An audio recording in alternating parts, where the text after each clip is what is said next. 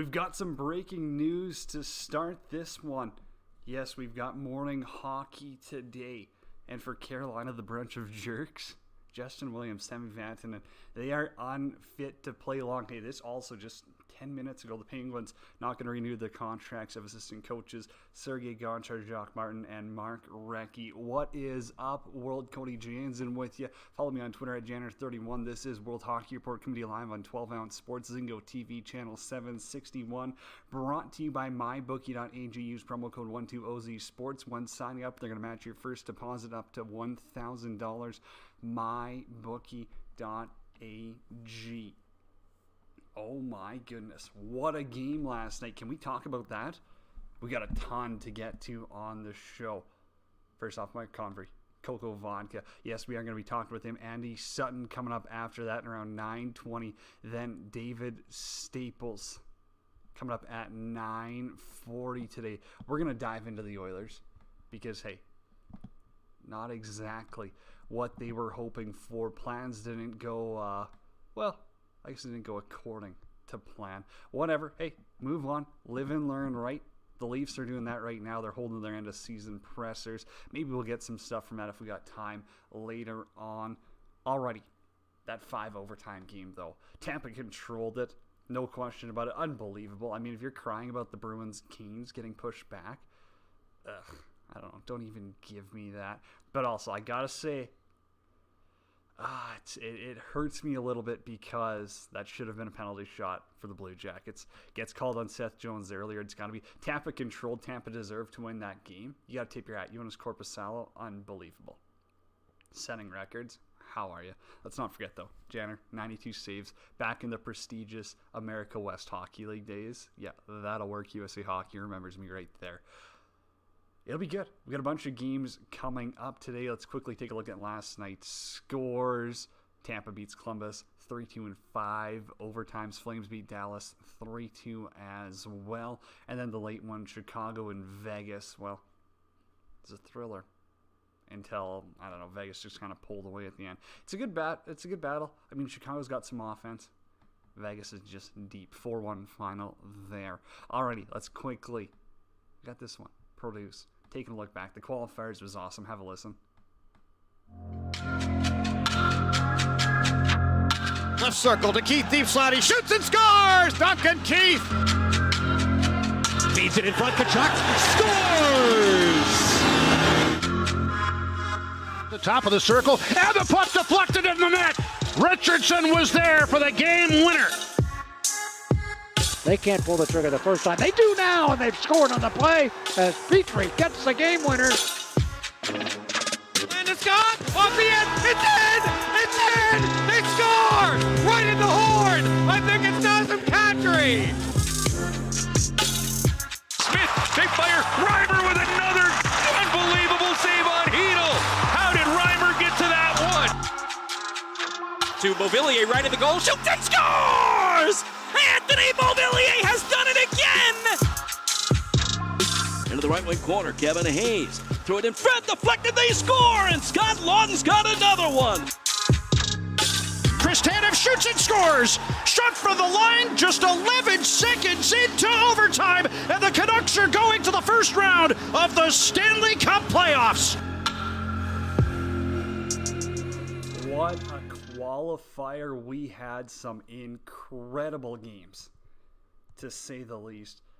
That was cool. And I mean, I really want to jump into the whole wild card discussion. If the NHL should do something about that, and we will get into that on another show. There's plenty of time because we got a lot to talk about.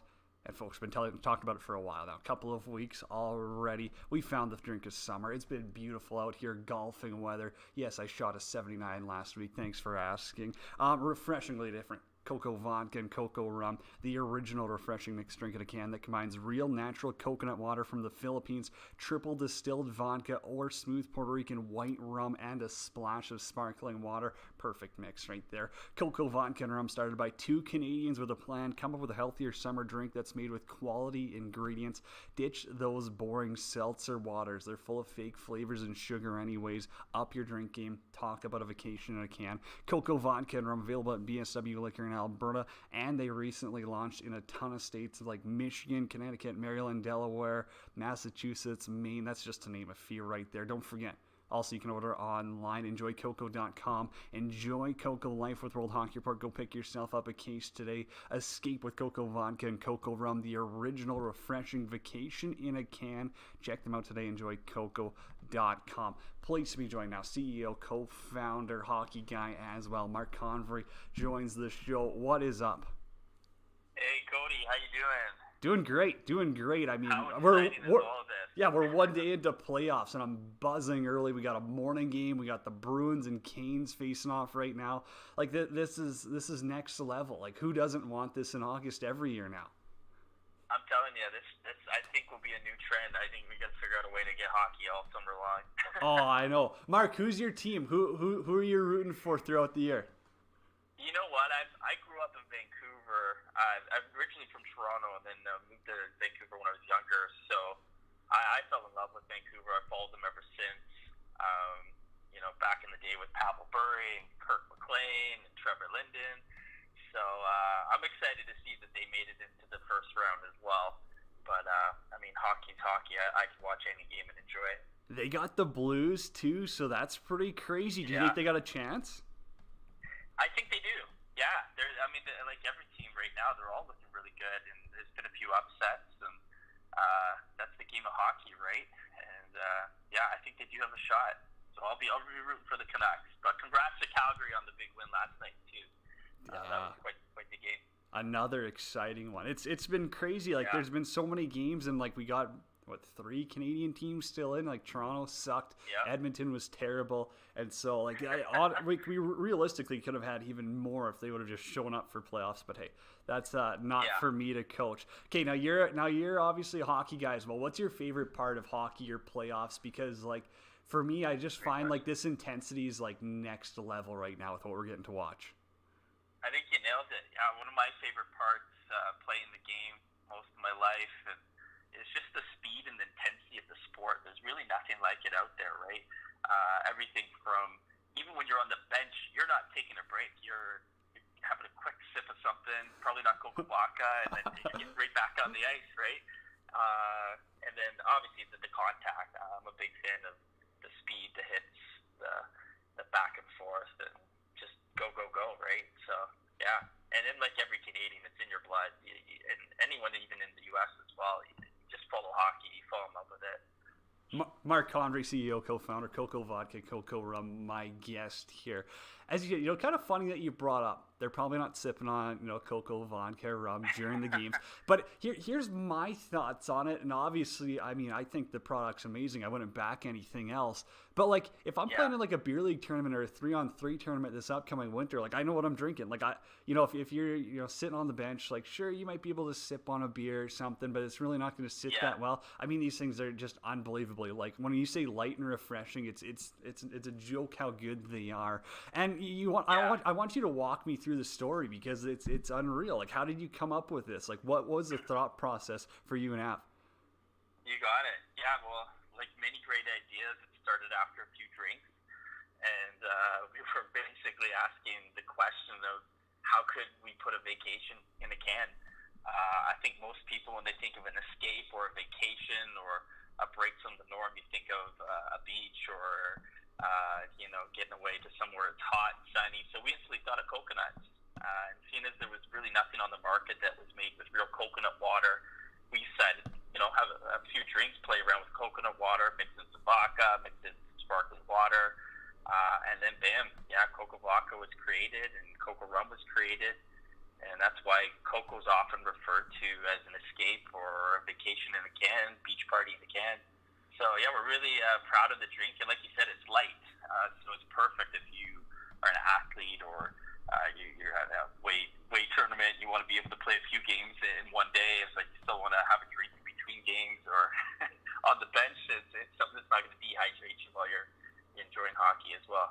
It's unreal too. Like, I mean, you can take a 4-pack golfing. Not that I would ever, sneak any alcohol onto a lovely golf course, but like, you can take, you can take a 4 on there, and like, you got no problem. I don't know. I think it's incredible. What in your mind sets it apart though? Because like, obviously, there's this huge like seltzer water push. Like, there's a lot of like these fruity drinks that are showing up, but it's almost like everyone's just like replicating each other. Like there's really nothing like it on the market in my opinion, but what sets it apart for you? Yeah, thanks for that. Yeah, so 100% we're different than, well, we like to say we're not a seltzer water, which is great. I think there's a lot of those out there right now, but what sets us apart is the real coconut water, these real ingredients and premium spirits. Like our vodka is made out of Florida, our rum we import from Puerto Rico, our coconut water comes from the Philippines, and we know everyone is looking for a better for you option these days. We're aware of what we put in our bodies, and especially if you're an athlete. So it's nice to know Coco Vodka and Coco Rum is unique for that. We love telling everyone too that we're just refreshingly different. We're not some massive, large company that just threw a bunch of sugary ingredients together to try to make it taste good. This product naturally tastes good. I think that's what you noticed and a lot of people notice when they first try it, is that it's not fake. It tastes like a real coconut water, a real vodka, and 100%. So we have no doubt a lot of your fans will enjoy it. Cool story too. Hey, I'm heading off to a wedding this weekend, and of course, as soon as people try it, they're like, man, that's good. So they're like, bring a cooler full. I'll pay you back. And so there you go. Like, once it hits your lips, exactly. It's good. That's so true though, because like it's something where I've always enjoyed coconut water, and I've always thought like I'm not a big pina colada guy, because like I find that too sweet or like fake like that. But it's that vacation flavor, right? Like, oh, pina colada, like, the first thought of it sounds good, but once you have more than a couple of sips, it's too much for you. And so like it was it was a perfect combination. I was like, no way, these guys are making it. They're Canadian beauties as well. Like, okay, give me some tips, because I've always said, if there's a flavor I like fruity, it's lime. And so what did you guys say? You're like, hey, cut up a lime, squeeze it in there, put it on ice, question. give it a little shake. And man, I do that almost every time now. It's unbelievable. Amazing. Do you have any other tips though? Great. Yeah, so it's funny that you mentioned the lime, because we do have already in production by the end of this year. We're going to be launching a Coco Vodka lime and a Coco Vodka pineapple. So if you don't want to wait for that, it's very easy when you have your Coco Vodka. Just literally squeeze in a little bit of lime or a little bit of pineapple juice, and it totally changes the flavor. And obviously with the upcoming products, we'll just use natural real juice, real lime juice, real pineapple. So yeah, try that to pineapple. I think you would really like it as well. Okay, that's got to give it a little bit more of an even pina colada flavor if you're using like the rum one. Yeah. Oh yeah, when you mix that with Coco Rum, it's a pretty good day. That's unreal. And so okay, here's the tough question for you. I know you're going to be dividing some fences here. You're going to the liquor store. You're going, okay, I'm just getting 4. Just going to get one. I'm going to try it. Which one are you grabbing? Are you telling people to grab the Coco Vodka or the Coco Rum? That is so tough. It really is a tough decision. We call it the Coco Challenge, because we don't know which one to grab. If you had to choose one or the other, I think most people assume coconut water and rum is going to taste good, and it does. I would go try the Coco Vodka and Coco Vodka, because it's going to catch you off guard. Surprisingly, it tastes really, really good and refreshing. So, but obviously pick up both, and we'd love to hear your feedback and see which one you love better. Not going to throw 2 ideas by you. I'm not a businessman, but I know you are. So give me your thoughts here. A variety pack. I feel like that's a no-brainer. I'm not an expert, but I feel like a variety pack is probably coming out eventually. Also, you got it. When are we getting the 30 racks? I'm carrying around 4 cases. I just need a big handle here, Mark. I'm telling you, I think you are a business guy with already thinking that way. So the mixer pack is coming out for sure. We're excited to be bringing that in the new year. So it'll have a cocoa for everybody. Someone that wants something with lime juice, someone that wants something with pineapple. So yeah, so you'll get your wish soon for sure. That's perfect, buddy. Mark Convery, Yeah. CEO, co-founder, Coco Vodka, Coco Rum, my guest. Okay, I'm going to finish it off with a hockey question. You can't choose the Canucks either. That's too easy. But who's going to be lifting Lord Stanley at Edmonton this year? That's a tough question. I know Vegas won last night, but I think Chicago. Wow. Chicago can make a run for it. I think they still have some experience in them and some grit. So I know it's a bit of a long shot playing Vegas right off the hop, but yeah, I'd say Chicago if I can't choose the Canucks. That's bold, and I like their core. I said, hey, this is the last year they've got to make a run, so if they're going to do it, there's no better time than now. Mark, man, hey, I appreciate you coming on the show this morning. That was awesome. Thanks again, and everyone, once again, go check them out. Coco Vodka, Coco Rum. It's going to change your summer. It's not even a question. You got to try that out. Yeah, appreciate the time, and I'm excited. Good luck with the playoffs. All right, Mark, take care. Thanks, guys. Mark Convery, CEO, Coco Vodka, Coco Rum. That was a good interview. That was a cool one. That was one that, we kind of had in the works. He's a big hockey guy, him and Av. Shout out to them. They've both been great to deal with. Both hockey guys. Like, what an invention. It's two Canadians. They're coming up with the perfect summer drink for you. As he said, the Blackhawks. That's kind of an interesting one because I like the Hawks as well. But boy, not going to be easy for them. Vegas showed just how good they are. They got a little bit more grit than Edmonton. They work a lot harder than Edmonton. But I still don't mind Chicago's core. It's one game. It's a best-of-7 series.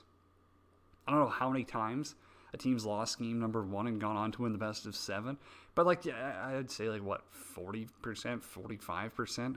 Whatever. Adversity happens. That's playoff hockey, baby. I love it. Calgary looked good. Dallas is going to have such a different dynamic, though, once they get Ben Bishop back. And Seguin, I believe, is still out. They're going to have a different dynamic. But come on, Ben, Radulov, they're still a good team. That's going to be a great series. If you think that series is going to be boring, clown. Coming up here after the break, we got Andy Sutton coming on to talk Verbero hockey, former NHLer, Minnesota Wild, Atlanta Thrasher, Edmonton Oiler.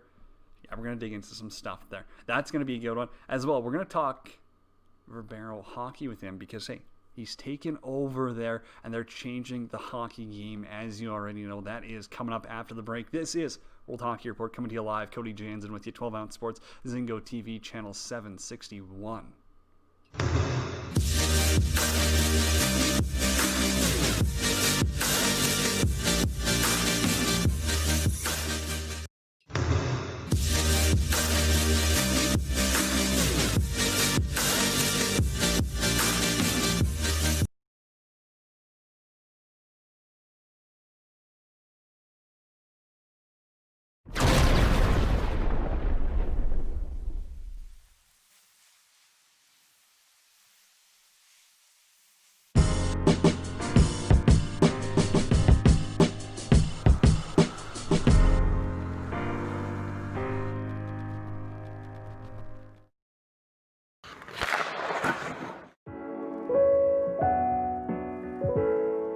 Verbero did a lot of great things before I arrived as the brand owner.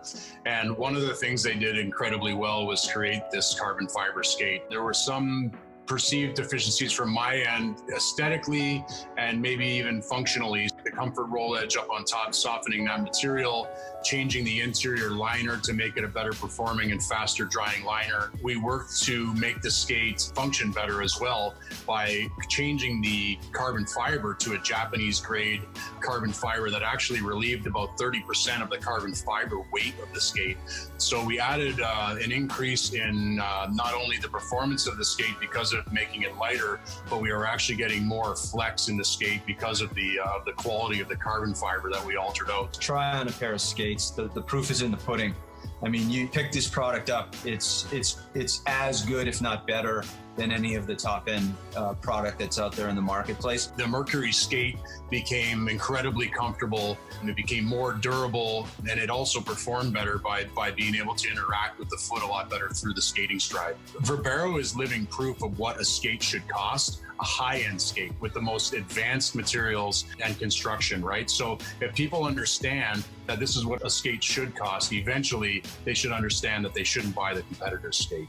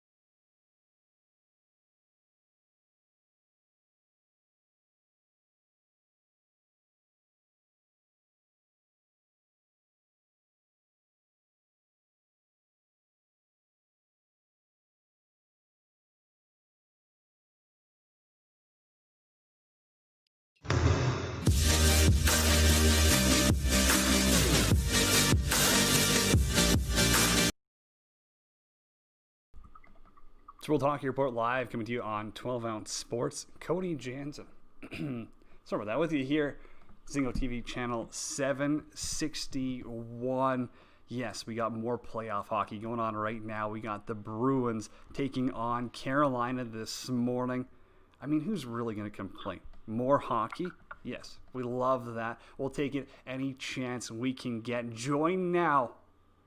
We got former NHLer Andy Sutton. Also, he's taken over Verbero Hockey. They are changing the game. We're going to get into that. Andy, how's it going here on this Wednesday morning? Yeah, it's going well, man. Going well. Looking forward to hockey keep coming back and getting stronger and stronger. It's nice to see. Hey, we appreciate you taking the time here, and it's awesome to see hockey getting back. I'm sure it's going to get back to all levels here sooner rather than later. I mean, obviously, there's a lot of health stuff that I think they're getting figured out. They are, and so a lot of it will come back, and it's big for you, obviously, with Verbero, and we're going to jump into that. But come on, I mean, you played with a couple of big names in Atlanta, and I got to ask you about one guy in particular, Danny Heatley. Talk to me. What was he like? Well, I'll say this: it was, I was there through all the turbulent times, with the loss of Dan Snyder, and that was interesting in its own right, obviously. But I tell everybody the same story about a couple stories about Danny Heatley. I got a million of them, but my first practice when I got traded there from Minnesota, and you're always, even though I was in my fourth or fifth year in the league, I had some level of comfort, but you're still always a little bit uncomfortable when you go to a new team. And I remember being in the corner for one of the first drills, and I was kind of standing there, feeling like a fish out of water, and Peter came over and kind of crashed into me, playfully, and he was like, "Hey, Shotzi, what's up?" And he was that kind of guy, he was a natural born leader, and he knew how to make guys comfortable, even though he was, I think he was in his rookie campaign that year, but he like and to make a new guy feel comfortable. So I never forgot that. And then Danny and I were always close, and we also played hard against each other. I remember one time, and I was this way in general. I almost played my own teammates harder than the opponents, but we were in a training camp situation and chomping at the bit to get started playing the real deal. And I ended up, I guess, playing him too hard. He didn't like it. Took exception to it, and he chopped my stick out of my hand with a big two-hander. We ended up dropping the gloves, and I got a good one in on Danny, and lo and behold, I didn't really know what happened until I got in the locker room after.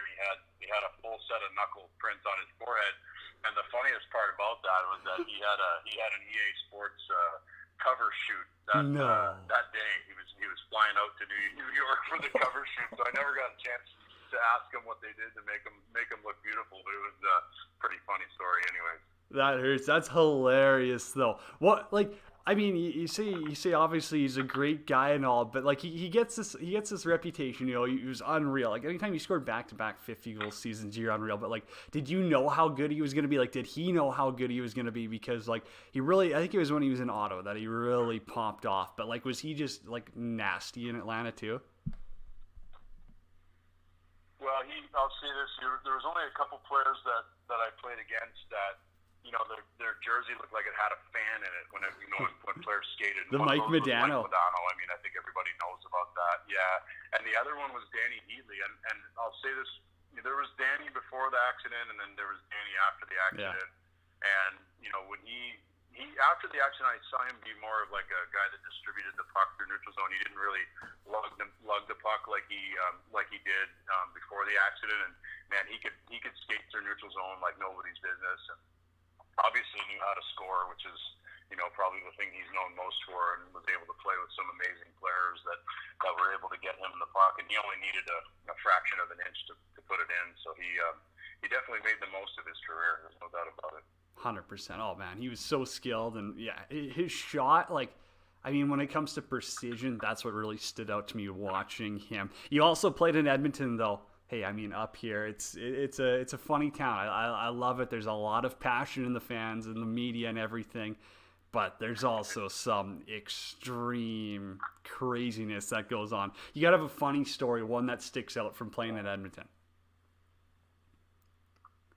Oh man, it was such a great time in my career, just in general, and there was a lot of funny moments, and just such an opportunity to play with all those young first rounders and first overall picks. But I can remember sort of paying it forward to Nuge, and we went up to Banff Jasper for training camp, and Nuge was a rookie in the league, obviously, and was really uncomfortable. I made sure I went out of my way to make sure that he was comfortable. And I can remember being on the bus, and all the grass was there, and everybody was on the bus, and we'd had a few pops at the bar that night. It was encouraged. They really wanted it to be a team building experience, and I can remember calling Nuge from the back of the bus and getting him to come back and sit with the veteran guys and getting him comfortable. So it was pretty awesome. That was great, and playing with some of the greats like Nikolai Khabibulin and Ryan Smith was there at the time. So I mean, it was a really, really special time for me to get a chance to play there in Edmonton. How hard were the fans on you though? Because that's a notorious thing. They are tough. Yeah, I mean, I don't know. Maybe they didn't expect that much from me because I was almost 40, but they were always pretty kind to me, and they were always great to me. And I think for the most part, I played well, especially given my role with the team. And that year we were actually I think in first place through the first 15 or 20 games in the year, so I think they thought we were the next Stanley Cup champions. Lo and behold, we finished dead last by the time it was all said and done. But it was, it wasn't for lack of trying. Everybody was always doing their best, and just, for whatever reason, the timing wasn't right, and you can see how long it takes to build a championship team. I mean, and they're still not there. Getting bounced like that in the first round, and just it's really hard to win. And when I know you guys know, when you boil it down and you whittle it down and you go round by round, I mean, it's just the caliber of team and the degree of like the ways in which these teams unite and play a system is just another level. No kidding. Andy Sutton, Verbero Hockey, my guest here, World Hockey Report. we got to get into the gear because, Matt, you are doing some unreal stuff. And we will get into, like, you know, what you're doing with all the teams, the on-demand store jerseys and stuff like that.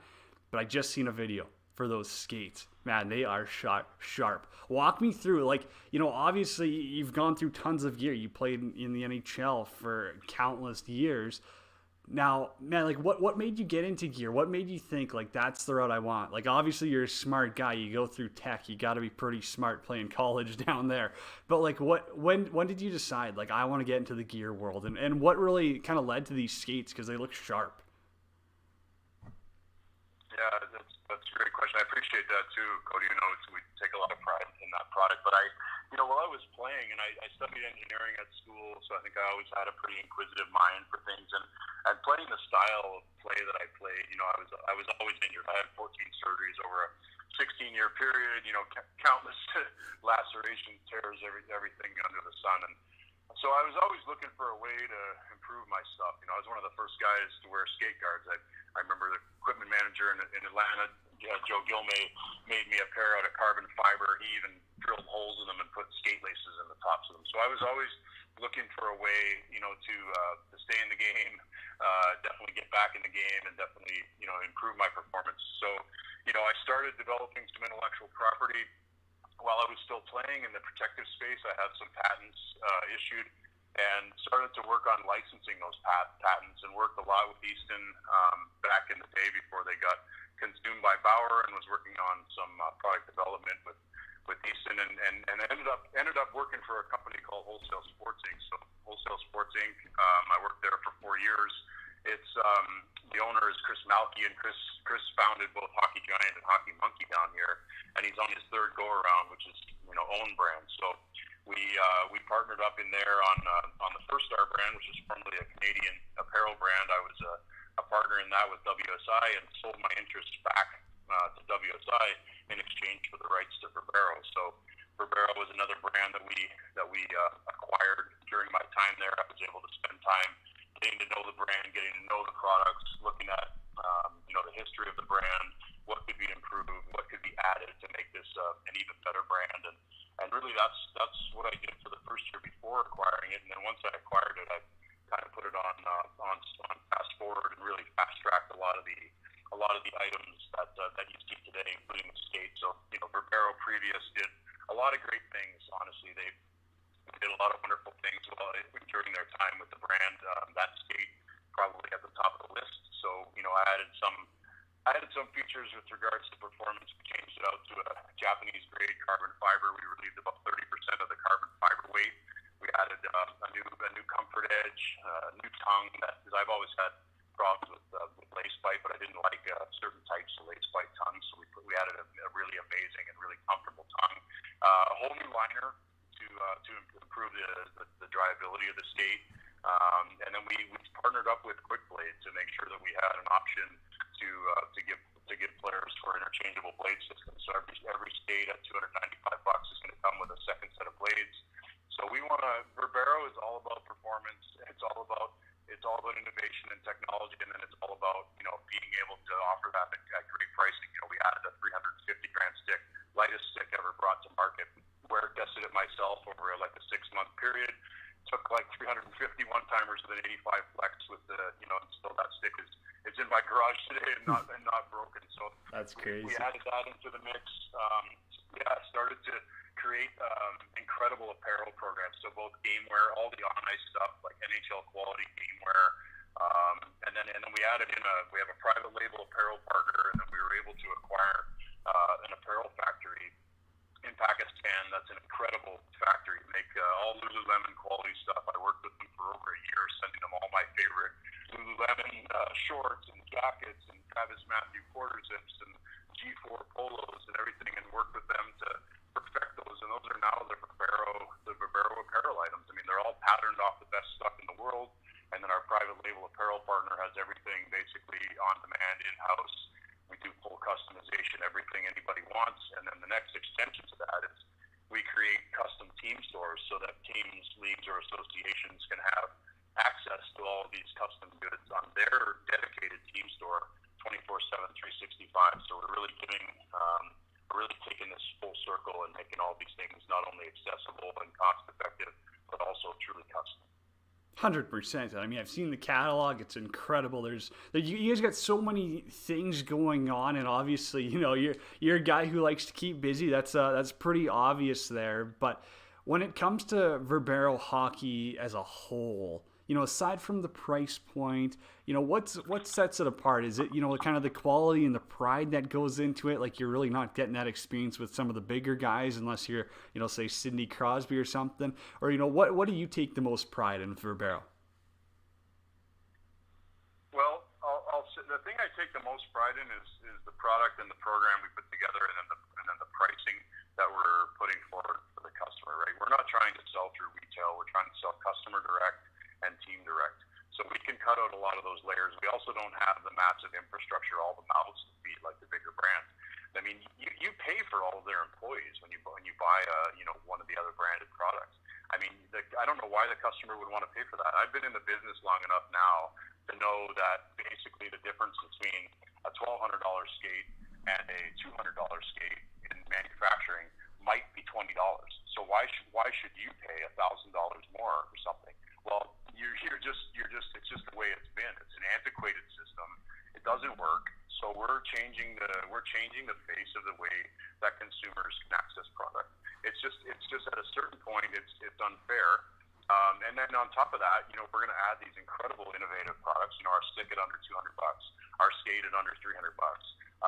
You know, we partnered up with Cav Helmets. That's something that's coming down the pipeline. We're going to have the most innovative and badass helmet you've ever seen. It's going to be available very, very soon. We've got a couple great partnerships that we're working on in addition to this. So I feel very proud of all of it. You know, we're never going to stop trying to be better, and I've got some good people around me. We hired Neil Wensley. Neil was a head product developer for Easton for many years.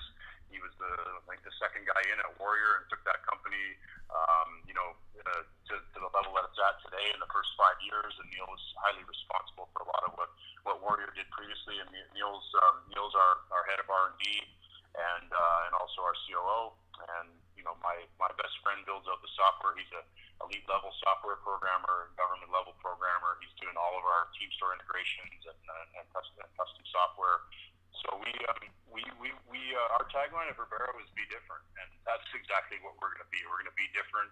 We're going to be innovative. We're going to be unapologetic. We're not going to confuse the customer.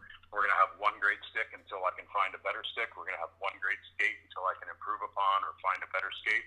And there's going to be no confusion about it. It's not going to be 9 models of a skate that looks exactly the same just to drive sales for shareholders. That's not our model. Our model is to make sure the customers can get what they deserve and get it at the right price. You're the man, Andy. You always keep it real, and that's what I like about it. I mean, hey, you're straightforward with all that stuff. I can't wait to see some of this stuff when it's getting out. I know you're working with 3D printing and everything, and hey, we're gonna have to get you back on because I know you got more NHL stories. We're gonna dive into more of those products. As you said, there's still helmets, pants, everything. You're taking it to the top of the line, but I really appreciate your time, Andy Sutton, Verbero Hockey. Thanks once again for jumping on this morning. We will get you back on very soon. Yeah, anytime, Cody. Be well, all right? Take care. Andy Sutton right there, former NHLer, Verbero Hockey's finest. Boy, he's got some great stories. Danny, when he fought him right before he's got an EA photo shoot. That's hilarious. I love it. That's the stuff of the hockey world where in the moment, yeah, you might be a little bit heated up. You know, you might get a little bit frustrated, but end of the day, you're still teammates. That's a story you can look back on, have a little bit of a laugh on. Because, yes, you do have to have those laughs in hockey. That's all a part of it. Quick update. Canes Bruins, the brunch of jerks, as they want to call themselves this morning. They're up 1-0 in the first 4:40 left to go there. Joel Edmondson opens the scoring for them. Oilers fans, you want to tune into this next one. David Staples, Cult of Hockey Edmonton Journal, coming up next after the break. And we got to break down what went wrong. What does he see to be changed? He's not going to hold any punches. It's David Staples coming up next right here. Cody Jansen with you. World Hockey Report live on 12 Ounce Sports and Zingo TV channel 761.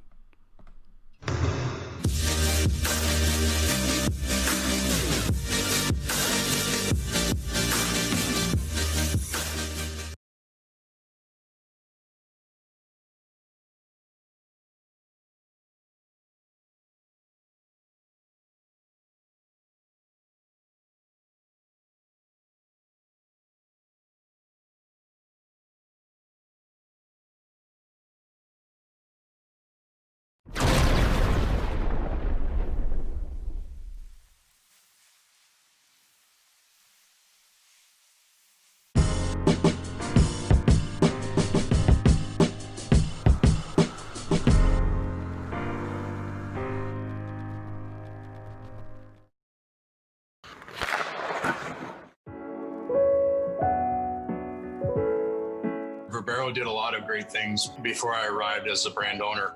And one of the things they did incredibly well was create this carbon fiber skate. There were some perceived deficiencies from my end, aesthetically and maybe even functionally. The comfort roll edge up on top, softening that material, changing the interior liner to make it a better performing and faster drying liner. We worked to make the skate function better as well by changing the carbon fiber to a Japanese grade carbon fiber that actually relieved about 30% of the carbon fiber weight of the skate.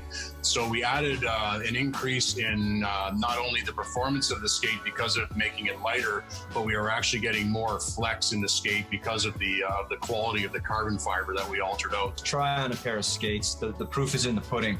I mean, you pick this product up, it's as good, if not better, than any of the top-end product that's out there in the marketplace. The Mercury skate became incredibly comfortable, and it became more durable, and it also performed better by being able to interact with the foot a lot better through the skating stride. Verbero is living proof of what a skate should cost, a high-end skate with the most advanced materials and construction, right? So if people understand that this is what a skate should cost, eventually they should understand that they shouldn't buy the competitor's skate.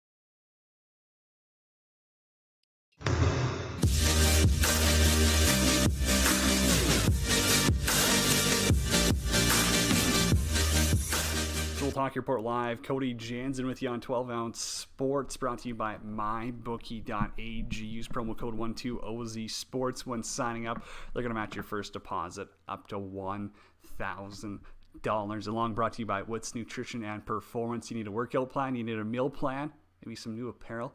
WNP should be your first place to go. Wits Nutrition and Performance. Curtis and his team will hook you up. 1-0. Canes leading the Bruins, at least last I checked. We got some morning hockey, the Branch of Jerks. They are going, but we got to talk a little bit closer to home. Alberta folks, you know what I'm saying? It's been a tough past few days. We're day 5 now. I think the Oilers being out, it's starting to set in. It's disappointing again. You have a very good regular season. The pause happens. Everything changes. And that's what we're going to talk about right now. Edmonton Journal Cult of Hockey. David Staples making time for us this morning. David, how's it going? Yeah, it's good. How are you? Oh, I'm doing fine. Doing fine. Let's dive into that Chicago series, because I think as Vegas proved last night, if you play Chicago hard, physical, and fast, they're not the most impressive team in the world. They've got some great pieces, don't get me wrong. But from your opinion, what went wrong from the Oilers' perspective? What was a glaring hole that the Oilers dropped the ball on? Well, there's a whole list of things. There's kind of a laundry list. If I had to pick out one thing that affected this series more than anything else, I honestly think that the biggest problem happened before the series ever began. It was when Dave Tippett had 4 months to think about things and decided he was going to break up the best line in hockey, the dynamite line, Nugent Hopkins, Draisaitl, and Yamamoto, and go into the playoff with what he saw was more balanced lines. And what that did was, whenever the Oilers really needed a goal, or whenever they really needed to hold on to a lead, they didn't have that line they could send out there who could dominate the game. And that's what the dynamite line did in the regular season. They had a 77% goals for percentage. When they were out on the ice, they were together for about almost 3 months. They scored 30 goals at even strength and gave up just 9. It was the most dominant performance from any NHL line this season. And it came because the 3 players are uniquely suited to playing with each other. They're all super smart, skilled players who like to pass the puck. They're pass-first hockey players with high hockey IQ. And it was magic the way they came together. Tippett thought he wanted more balance, and he wanted Nugent Hopkins to play with McDavid. And the end result was he didn't have that line he could send out there that he needed, because none of the top 2 lines at even strength in this series for the Oilers were outscored. They outscored 10 goals to 9. So I just think that it was a tactical decision that threw the entire team off. The other factors, the top 4 defense were just played really terrible. There's no other way to put it. They did, Larson, Klefbom, Nurse, and Bear, they didn't add much to the attack, and they were weak in their own zone. And, they were really subpar. The goalies, the Oilers goalies, were also weaker than Corey Crawford. In the end, Edmonton, I think, outplayed Chicago. But the goalies, that was a hugely significant difference in a close series. David, imagine if I would have told you 2 weeks ago that Corey Crawford would have an .856 save percentage going into Game 4, and you would be telling me that he outplayed the Oilers goaltenders. How silly is that's insane. Well, by that point, he hadn't outplayed them by a lot. It was kind of close, So he didn't. Had he really it was pretty close by then, because he had the Oilers really did dominate. But I count they had 16 grade A chances to 12 for Chicago. Crawford did outplay Koskinen, and Koskinen, the first goal against, I think Russell tipped that in. It was a wraparound play that Koskinen would have had, but Chris Russell tipped it in. And the winning goal by Kubelik, Koskinen had to have that. It was a shot from kind of the side of the net. It was a quick shot, a difficult shot, and it was from a sniper. But Koskinen needed to make that save, and he didn't, and that was a huge, it's the winning goal in the series. So that's what you need from your goalie in the playoffs, to make that big goal near the end of the game, and Koskinen didn't do it. 100%. Quick update for those of you watching hockey at home. David Pasternak's tied it up 1-1. Bruins-Canes first intermission there, or 9 seconds left, I guess. David, how I break down the goaltenders was Corey Crawford made the big saves. I know there's no big stats or whatever that you can there's no fact-based things that I've got for this. I just think that Corey Crawford came up with big saves when the Hawks needed it, late in Game 4. He was making big saves when the Oilers needed a big save. Mikko Koskinen wasn't giving it to him, and Mike Smith didn't give it to him, obviously, in game number 1 for his time. But who were you most disappointed in? Who did you think this is their time to shine? And they really, they basically hit on the bench. Well, let's set aside goaltending. He's going to go with the players. I'd have to go with Darnell Nurse. Of the top 4 D-men, I think he made the most major mistakes on grade A chances against. He was just out of sync. He just didn't have it going on. Klefbom and Larson had a terrible first game. They had the worst first game of any of the D-men. But in the games after that, it was Nurse who struggled. So, it's kind of those 3 guys are all in the same boat. Larson only played the 2 games. But Klefbom and Larson, I think,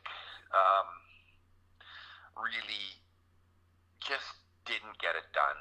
And it makes you wonder whether, in this regard, it's hard to replace. The Oilers have right now, regular season. A month ago, I wasn't saying anything about Klefbom and Larson. So I want to be in a performance where they were and facing strong attacking hockey players as well. The whole team was out of sync, and I think they were a clearly a better team than Chicago. They did get more grade A chances, but they just were disjointed. And again, I think Tippett needed to think more. I think if he just gone back to the lines that had worked in January when the Oilers were at their best, he would have had a better. And he could have found.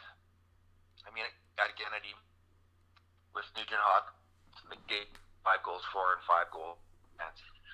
That's not great, and I think he could have found other line mates for McDavid that would have replicated that performance, if not even done better. I think if Chicago had up the dynamite line, as I call them, the Draisaitl, Nugent Hopkins, Moto group, they would have been have opened even more for McDavid. And I just think there was a little bit.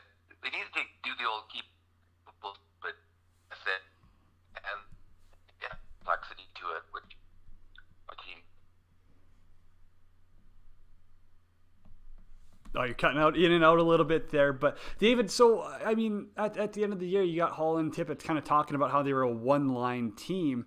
And from my perspective, I mean, how can you be a one-line team when you got McDavid and Draisaitl on separate lines? Because each of them by themselves are dangerous. And so, yeah, splitting up the lines doesn't make sense. But now if you're in Ken Holland's shoes and you're going, oh, boy, that playoff was not pretty. I get it's a small sample size. It's 5 games, right? No need to... I wouldn't say blow up the team by any means, but you got to make some moves now, you know. Like, I mean, obviously goaltending, I mean, what do you do? Do you bring back the same pair? Do you bring back a guy like AA? Like, I don't know. There's so many moves, but for you, what would be your priorities if you put yourself in Ken Holland's shoes here? Well, they have to find the right wingers, the correct wingers to play with McDavid, which is a difficult task because he's a unique player to play with. He's a brilliant soloist. But he doesn't, he's not looking for necessarily the passing play to make it work. He needs guys who go hard to the net and defend hard. And so I think Athanasiou might actually work in that role and should have been tried there in the playoffs. I think he's a much better fit to play with McDavid than he is with Draisaitl or Yamamoto, who are give-and-go players. I think they need to find a spot for Caleb Jones on the blue line. So that means moving out one of the veteran D-men. So, that would be most likely Chris Russell, who has a no-movement clause, limited no-movement clause. But they could use Russell's attacking prowess, and they have other players who replicate Russell's skills. And I think they need a new goalie. Koskinen's on contract. Smith isn't. Smith's had 2 years in a row where he's like hovering around 900 save percentage. Tippett didn't trust him enough to go with him in Game 4. I think that's an indication that it's time to move on. It's all predicated, though. Can you find a better goalie than Mike Smith? Is that player out there? Are you willing to roll the dice on that? So, but I think those are the 3 things you got to do.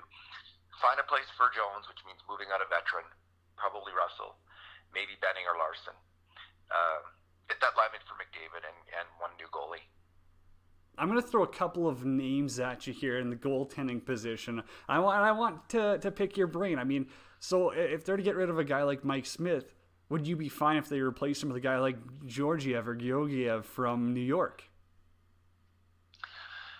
I'm a very Oilers-centric, so I don't watch the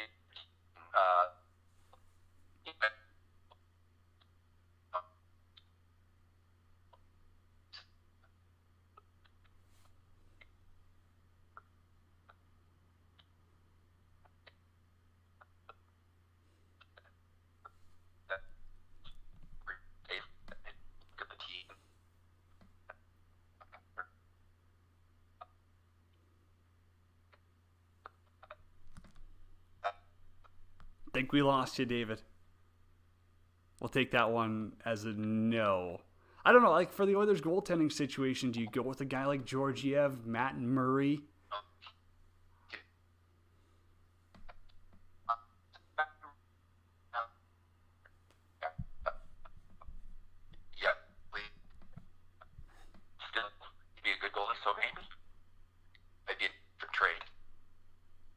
Kind of lost you there a little bit, but I wanted to throw another name at you before I let you go here in Matt Murray. Matt Murray, what do you think about him? Is he someone who could maybe use a change of scenery? Would Edmonton be that place?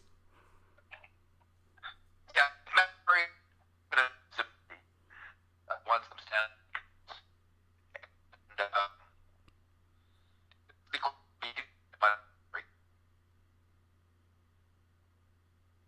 all right, David. Hey, you're cutting in and out a little bit, but hey, I appreciate you taking the time. We're gonna have to get you back on maybe once Ken Holland has some moves in the works, because I know free agency stuff like that. He's always busy. So hey, David, once again, I appreciate you taking the time.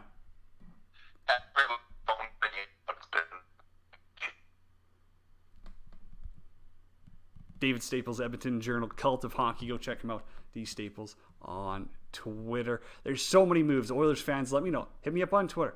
Let me know. What do you want to see Ken Holland do? We're on Twitter at World Hockey RPT. 12 Ounce Sports on Twitter at 120Z Sports. I'm on Twitter at Janner31. As I said, we got morning hockey going on right now. Canes, Bruins. Go check that out if you're not working too hard. Don't think we've really got too much more breaking news. Let's dive into the Calgary Flames a little bit, because hey, big win for them. But how comfortable are we with that one? 3-2, but Talbot lets in 1-2 questionable ones. I get it. Tip, bounces. Those aren't easy as a goaltender, but they don't make you feel too confident. And luckily you locked the door after that. But the Stars are a good team. This one's got a very good chance to go 7. Of course, don't forget World Hockey Report Overtime Challenge. Hashtag WHROT Challenge on Twitter. Anytime a playoff game goes into Twitter, use that hashtag. Pick a couple of players. If you don't use the hashtag, if you just comment on the post or something, you're not winning. No, you're an idiot. There's one rule to this. Use the hashtag. One rule. 2 rules. Pick a player, use the hashtag. I don't know. It's so simple. Shout out. We got a couple of winners, though. Cord Michael. I think Trapeze 1111, Shanny again. He already won a shirt previous years, so yes, we're handing them out. Dan Duncan, yeah, you know what? We are giving away, and their hats this year too. They're fresh. You want to see these? I think they'll be in hopefully next week. I was hoping to have them earlier, but whatever. Shipping, UPS, pandemic. I don't know. Not my deal. They're pretty sweet, though. Black hats, you got the white mesh, you got snapback, nice big World Hockey Report logo. There's nothing like our logo. It's the best. I mean, there's no kidding yourself. No one's got a better logo in the game than we do. Thanks once again, Mark Convery, joining us, CEO, co-founder, Coco Vodka, Coco Rum. Unreal interview there. Some great insight. Plus, he's just a good dude. Just a great dude. And you got Andy Sutton, Verbero Hockey, former NHLer. More great stories. Awesome insight as well. Go check out verberohockey.com. They got some cool stuff on the way. I'm telling you, give them a look. If you're one of those people, I got to wear Bauer, I got to wear CCM, think twice, give your head a shake. Go take a look at this stuff. It's unreal. It's going to change the way you look at hockey gear. Verbero Hockey, Andy Sutton, huge thanks. And David Staples. Hey, we had some phone issues, but we are going to get him on. Again, David Staples, Edmonton Journal, Cult of Hockey, to talk Oilers. He's the best writer in Edmonton. I mean, I'm sorry if I offended anyone, but David Staples is by far and away the best writer. He's straight to the point. He's straightforward. He's not going to sugarcoat anything. So, yes, we are going to be getting him back on the show again. We got some big sponsors coming up next week. So, yes, and we're going back to 2 weeks. Next week's likely going to be Wednesday, Friday. Then we'll go back Monday, Friday again. Double the World Hockey Report. It's coming your way. 12 Ounce Sports, Zingo TV, channel 761. For Cody Jans and Adam Urban-Trout, the team here at World Hockey Report. We're out. We'll talk to you next week. Until then, peace.